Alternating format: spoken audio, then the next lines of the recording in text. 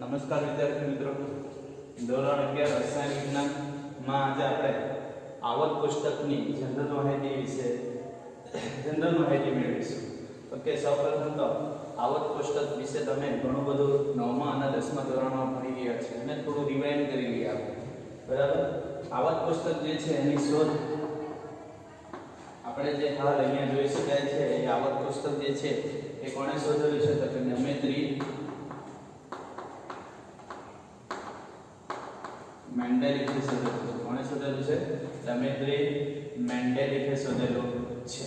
બરાબર. હવે એને કેટલા વિભાગમાં વહેંચેલું છે? તો કે આ જે છે એ એક વિભાગ છે, એ જે છે એસ વિભાગ છે, બીજો એક વિભાગ છે અહીંયા પી, ત્રીજો અહીંયા વચ્ચે છે અને નીચે આવેલો છે. એમ ટોટલ કેટલા વિભાગમાં વહેંચેલું છે? એને 4 વિભાગમાં વહેંચેલું છે. આવક કોષ્ટકને કેટલા વિભાગમાં વહેંચેલું છે? 4 વિભાગમાં.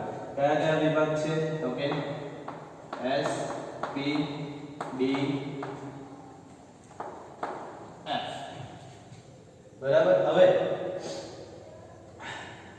એસ વિભાગ જે છે એને શું કહેવાય? બરાબર. તો એને એસ અને પી એને બંનેને શું કહેવાય છે? તો કે બંને વિભાગ જે છે એને તત્વો જે છે એને પ્રતિનિધિ તત્વો તરીકે ઓળખાય. અને કયા તત્વો તરીકે ઓળખાય છે? પ્રતિનિધિ તત્વો તરીકે ઓળખાય છે. કેમ? તો કે એને પ્રતિનિધિ તત્વો કેમ કહેવાય? તો કે એસ વિભાગ ક્યાં છે? અહીંયા છે. પી વિભાગ ક્યાં છે? અહીંયા છે. એમની વચ્ચે શું છે? ડી વિભાગના તત્વો આવે છે. બરાબર. એ જે છે એટલે એનું શું કરે છે? આનું પ્રતિનિધિ કરે છે. એટલે માટે એને શું કહેવામાં આવે છે? પ્રતિનિધિ તત્વો કહેવામાં આવે છે. ત્યાર પછી ડી વિભાગના જે તત્વો છે એને શું કહેવાય છે? તો કે સંક્રાંતિ તત્વો કહેવાય છે. એને શું કહેવાય છે? સંક્રાંતિ તત્વો. એફ વિભાગના તત્વો જે છે એને આંતર સંક્રાંતિ તત્વો કહેવાય. બરાબર. હવે સંક્રાંતિ તત્વો કેમ કહેવામાં આવે છે? તો કે ડી કક્ષક જે છે એની કેવી હશે? અર્ધપૂર્ણ ભરાયેલી હશે. એટલા માટે એને શું કહેવામાં આવે છે? સંક્રાંતિ તત્વો કહેવામાં આવે છે.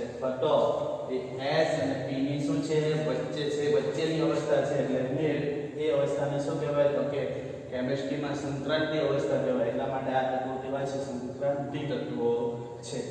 હવે એફ વિભાગના જે તત્વો છે એને આંતર સંક્રાંતિ તત્વો કીધું. કેમ? તો કે એફ વિભાગ જે છે તમે આવક કોષ્ટક જોશો તમારી ચોપડીમાં ત્રીજા ચેપ્ટરમાં મેન્ડેલિફનું આવક કોષ્ટક આપેલું છે. એફ વિભાગ જે છે અહીંયા લેન્થેનમ તત્વ છે 57 પરમાણુ ક્રમાંક છે. ત્યાર પછી ડાયરેક્ટ જે છે પરમાણુ ક્રમાંક 72 વાળું તત્વ છે. બરાબર. અહીંયા 58 અને 72 ની વચ્ચે થોડા તત્વો છે મિસિંગ છે. ક્યાં આપેલા છે? નીચે આપેલા છે. બરાબર. તો કે 58 થી 71 સુધીના જે તત્વો જે છે એ સામા આવે? તો કે એફ વિભાગના તત્વોમાં આવે. બરાબર. હવે એ જે છે એફ વિભાગના તત્વો એ સામા આવે કે આ શું કીધું? ડી વિભાગને સંક્રાંતિ તત્વો કીધું. તો આ જે છે એ એની અંદર સમાયેલા છે. એટલા માટે એને શું કહેવામાં આવે છે? આંતર સંક્રાંતિ તત્વો કહેવામાં આવે છે. ત્યાર પછી તમે અહીંયા જોઈ શકો છો કે આવક કોષ્ટક જે છે એમાં આડી હરોળ છે. શું છે? આડી હરોળ. એ આડી હરોળને શું કહેવામાં આવે છે? તો કે આડી હરોળને આવર્ત કહેવાય. આડી હરોળને શું કહેવાય? આવર્ત. અને બીજું શું જોવા મળશે? ઊભા સ્તંભો. એ ઊભા સ્તંભો જે છે એને શું કહેવાય? તો કે એને સમૂહ કહેવાય. એને શું કહેવાય છે? સમૂહ કહેવાય છે. હવે આવક કોષ્ટકમાં કેટલી આડી હરોળો છે? તો કે જો ગણી આપણે લખેલું છે 1 2 3 4 5 6 7 અને કેટલા આવર્ત છે એમ કહી શકીએ આપણે? 7 આવર્ત છે એમ કહી શકીએ. બીજું કે તમે બીજા ચેપ્ટરમાં કક્ષા વિશે પણ ભણી ગયા છો. બરાબર. તો આપણા આવક કોષ્ટકમાં કુલ ટોટલ કક્ષા કેટલી છે? તો કે 7 કક્ષા છે એમ કહી શકાય. ત્યાર પછી સમૂહની વાત કરીએ તો કે આપણે અહીંયા જુઓ તો સમૂહ કેટલા છે? તો કે અહીંયા લખેલા છે 1 2 3 4 5 6 7 8 9 10 11 12 13 14 15 16 17 18 ટોટલ સમૂહ કેટલા છે? 18 સમૂહો છે. સમૂહ કેટલા છે? 18 છે. બરાબર. હવે એ 18 સમૂહો જે છે એ કયા S વિભાગ, P વિભાગ અને D વિભાગમાં સમાયેલા છે. તો એ ક્યાં આવશે? તો કે S વિભાગ જે છે એમાં કેટલા સમૂહો સમાયેલા છે? તો કે પહેલો અને બીજો જે સમૂહ છે એ કયામાં છે? S વિભાગમાં છે. ત્યાર પછી 13 થી 18 જે સમૂહ છે એ કયામાં છે? P વિભાગમાં છે. અને D વિભાગમાં કેટલા છે? 3 થી 12. એટલે ટોટલ 18 સમૂહ પૂરા આપણા. S માં કેટલા છે સમૂહો? તો કે પહેલો અને બીજો. P માં 13 થી 18, D માં 3 થી 12. આમ આ રીતે સમૂહો ગોઠવાયેલા છે.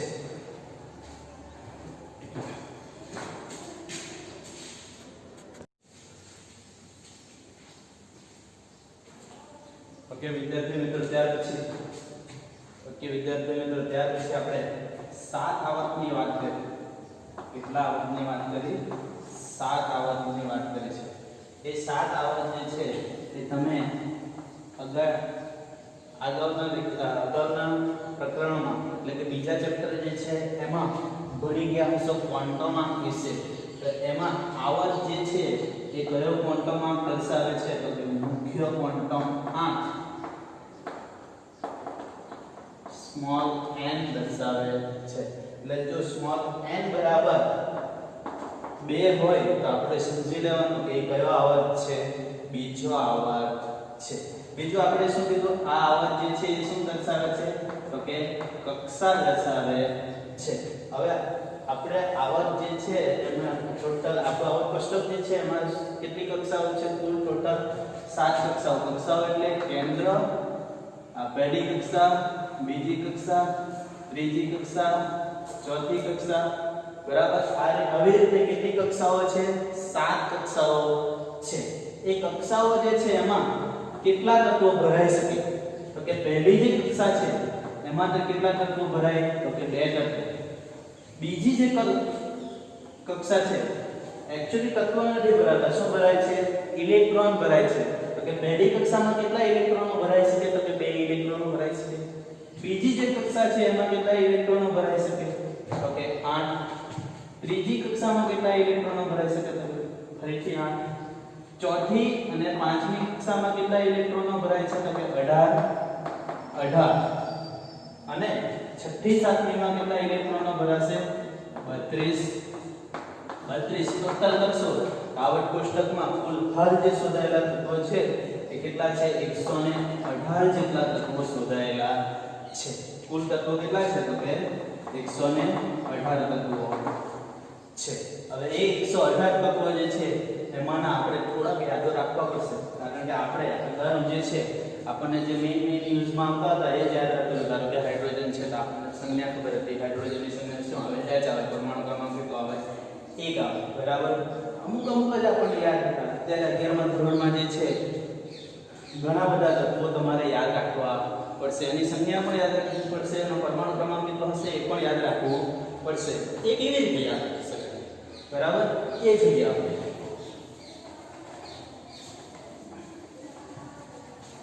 તો પહેલો જે S વિભાગ છે બરાબર, એમાં કેટલા સમૂહો કીધું આપણે? પહેલો અને બીજો. બરાબર. આપણે પહેલા સમૂહની વાત કરીએ તો પહેલા સમૂહ જે છે સમૂહ 1. એ સમૂહ 1 જે છે એ કયા નામે ઓળખાય છે? તો કે આલ્કલી ધાતુ તરીકે ઓળખાય. કયા નામે ઓળખાય છે? આલ્કલી ધાતુ. હવે એમાં રહેલા ઓકે વિદ્યાર્થી મિત્રો, સમૂહ 1 જે છે એને કયા નામે ઓળખાય છે? આલ્કલી ધાતુ તત્વો તરીકે ઓળખાય છે. હવે એ જે છે સમૂહ 1 આલ્કલી ધાતુ જે છે એમાં કયા કયા તત્વો રહેલા છે એ હું પહેલા લખી દઉં છું.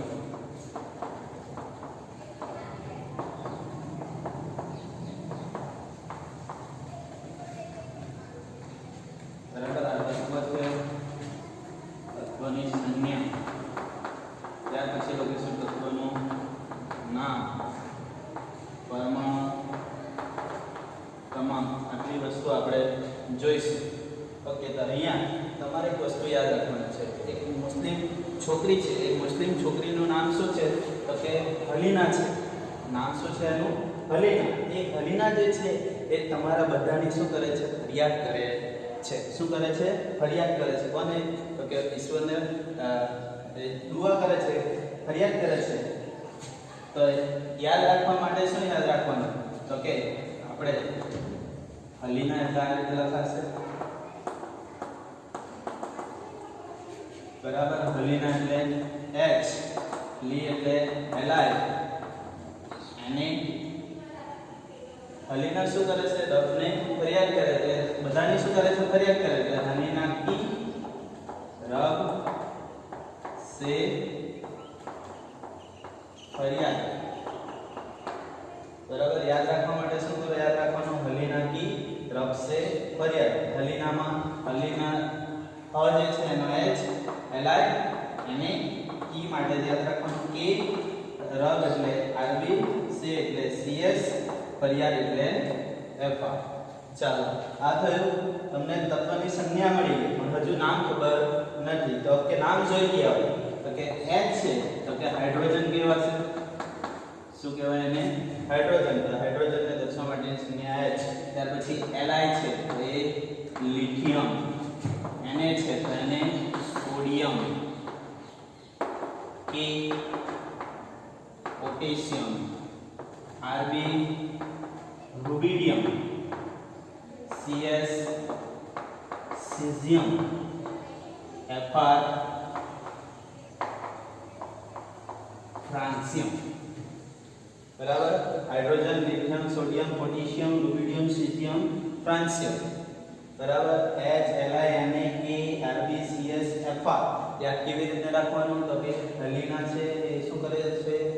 બધાની ફરિયાદ કરે છે. તો યાદ રાખવાનું હલીના કી રબસે ફરિયાદ. H, Li, Na, K, Rb, CS, Fr. બરાબર. હવે પરમાણુ ક્રમાંક લખીએ. તો હાઇડ્રોજન છે, હાઇડ્રોજન જે છે એનો પરમાણુ ક્રમાંક કેટલો છે? 1 છે. બરાબર. ત્યાર પછી આપણે કીધું કે કક્ષાઓ જે છે એમાં તત્વો કેટલા છે, ઇલેક્ટ્રોનો કેટલા સમાય છે? તો કે 2, 8, 8, 18, 32, 32. તો કે ત્યાર પછીનું જે છે એના માટે 1 માં 2 ઉમેરી દો તો કેટલા આવશે? 3. ત્યાર પછી આના માટે પરમાણુ ક્રમાંક 11, 3 માં 8 ઉમેરો, 11 થઈ ગયા. ફરીથી 8 ઉમેરો, 19, ફરીથી 18 ઉમેરો તો કેટલો આવશે? 37. ફરીથી 18 ઉમેરો, 55 થશે.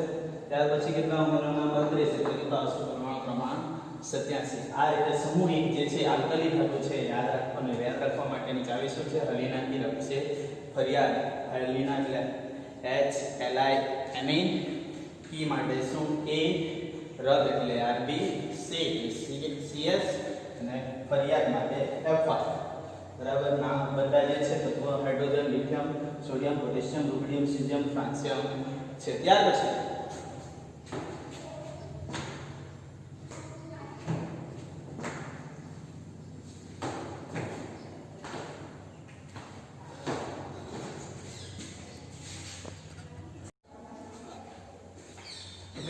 પછી સમૂહ 2. સમૂહ 2 જે છે એ કયા નામે ઓળખાય છે? તો કે આલ્કલાઇન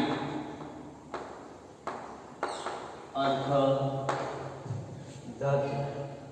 વિદ્યાર્થી મિત્રો, એક વસ્તુ કહેવાની રહી ગઈ છે કે આપણે 1, 2 સમૂહ અને 13 થી 18 સમૂહો જે છે એ ઉપરથી નીચેની તરફ યાદ રાખીશું, અને 3 થી 12 વાળા જે છે એને આપણે આડી હરોળમાં યાદ રાખીશું. અહીંયા આપણે જે લખીશું એ કયા આવશે? સમૂહ 1, સમૂહ 2, સમૂહ 13 થી 18 જે છે એ બધા જે છે આપણે ઉપરથી નીચે પરમાણુ ક્રમાંક આવશે એ રીતે યાદ રાખીશું, અને 3 થી 12 જે છે એ આડી હરોળમાં યાદ રાખીશું. બરાબર. હવે અહીંયા સમૂહ 2 છે તો સમૂહ 2 જે છે એને કયા નામે ઓળખાય છે? તો આલ્કલાઇન અર્ધ ધાતુ. એના તત્વો કયા છે? બેરિલિયમ, મેગ્નેશિયમ, કેલ્શિયમ, સ્ટ્રોન્શિયમ,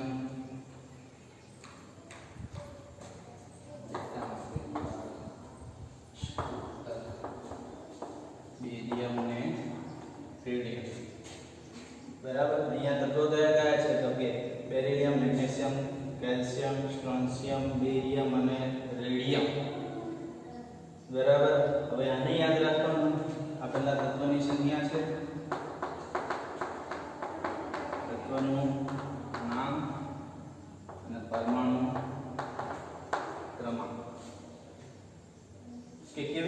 યાદ રાખશો. ઓકે,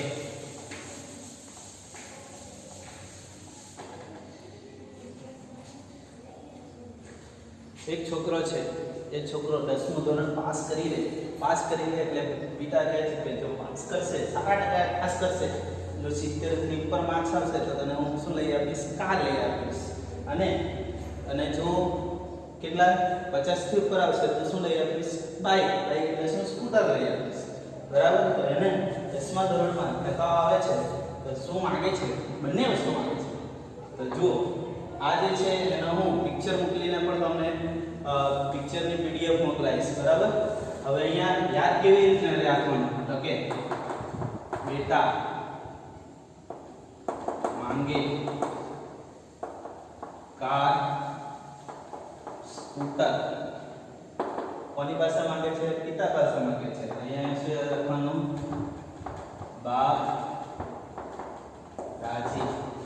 બરાબર. શું માંગે છે? બેટા માંગે કાર સ્કૂટર, બાપ રાજી. બરાબર. બંને વસ્તુ આપવા માટે શું થઈ જાય છે? પિતાજી તૈયાર થઈ જાય છે. હવે અહીંયા જો બેટા એટલે શું? પી માંગે, એમ જી કાર, સી એ સ્કૂટર, એસ આર બાપમાં, બી એ રાજીમાં, આર એ. બરાબર. હવે એને તત્વ યાદ રાખવા માટે ચાવી શું છે? તો બેટા માંગે કાર સ્કૂટર, બાપ રાજી છે. બરાબર. હવે એમાં આ તત્વ જે છે સંજ્ઞા પ્રમાણે આપણે નામ જોઈએ. તો આનું નામ શું છે? તો કે બેરિલિયમ. ત્યાર પછી આનું નામ શું છે? મેગ્નેશિયમ. કેલ્શિયમ, સી એટલે શું? કેલ્શિયમ, એસઆર એટલે સ્ટ્રોન્શિયમ, બી એટલે બેરિયમ, આર એટલે રેડિયમ. હવે પરમાણુ ક્રમાંક જે છે એ બેરિલિયમનો પરમાણુ ક્રમાંક કેટલો છે? તો કે 4 છે. કેટલો પરમાણુ ક્રમાંક છે? 4. ત્યાર પછી કેટલા ઉમેરતા જશો? 8, 32.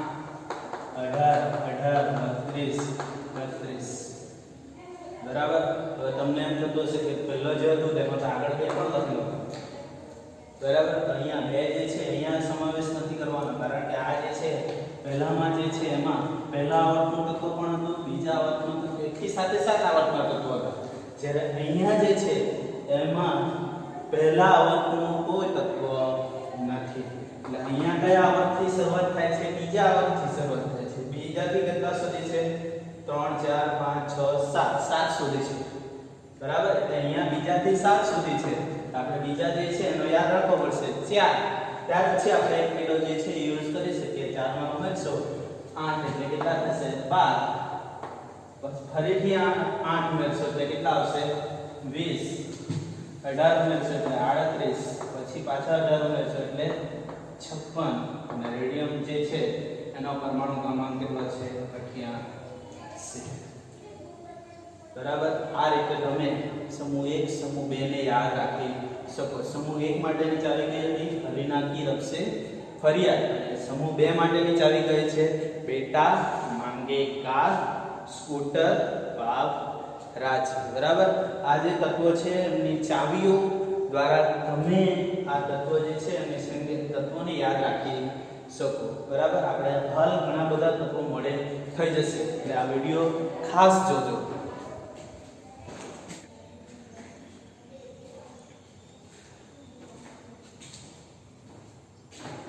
ઓકે, ત્યાર પછી સમૂહ 13 જોઈશું. આપણે પહેલા જે ઉભી ઉપરથી નીચે જે છે એ યાદ રાખવાના જોઈ લઈએ. પછી કે પહેલો કયો આવશે? સમૂહ 13. સમૂહ 13 જે છે એનું પહેલું તત્વ જે છે એની સંજ્ઞા જુઓ. સંજ્ઞા શું છે? તો કે બી છે. બરાબર. આ તત્વનું નામ શું છે? તો કે બોરોન છે. નામ શું છે? બોરોન.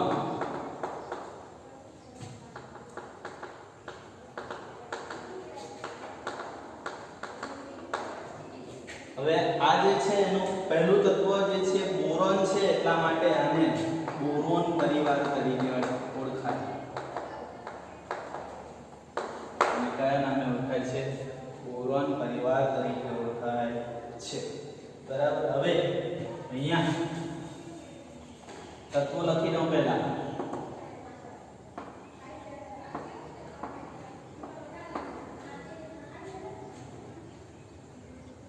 ફરીથી અહીંયા એક વસ્તુ કહી દઉં છું કે પહેલા અહીંયા આ જે છે એ બીજા આવર્તનું નંબર છે, આ ત્રીજા આવર્તનું છે, આ ચોથા આવર્તનું છે, આ પાંચમા આવર્તનું છે અને આ છઠ્ઠા આવર્તનું છે.